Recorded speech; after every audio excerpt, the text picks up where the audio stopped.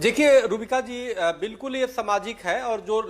जो उन्होंने मुद्दा उठाया है और जो विषय को उठाया है, काफी समय से हम लोग भी इस पे बोलते रहे हैं। आप ये देखो रूबिका जी, आपको याद होगा हम लोग जब छोटे थे, हम भी जब बचपन में थे, याद है हमें कि जब हम लोग कहीं जाते थे तो हर मंदिरों से सुबह सुबह हनुमान चालीसा और अनेक धार्मिक कार्यक्रम हमेशा होता था, रोज का दिनचर्या था। लेकिन आप देखो कि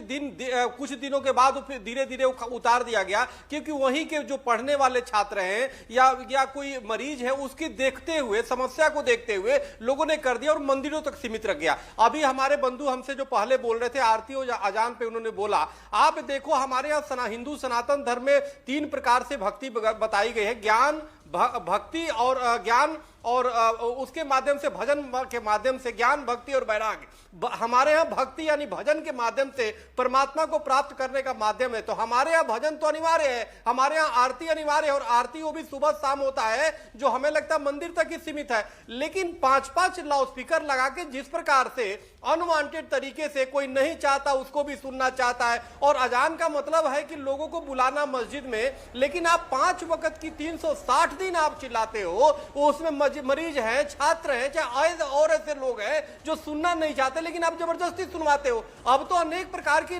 रूबिका जी व्यवस्था हो गई, मोबाइल में आप ट्यून लगा लो, मस्जिद में पहुंच जाओ, एक जाने को प्रचारक बना दो, एक दूसरे को घर से सब उठा के लेते आए। लेकिन इस तरह से करना एक सामाजिक अन्याय है, ये लोगों का उत्पीड़न है, सामाजिक अन्याय है, लोगों का उत्पीड़न है, जो नहीं चाहता उसको जबरदस्ती सुना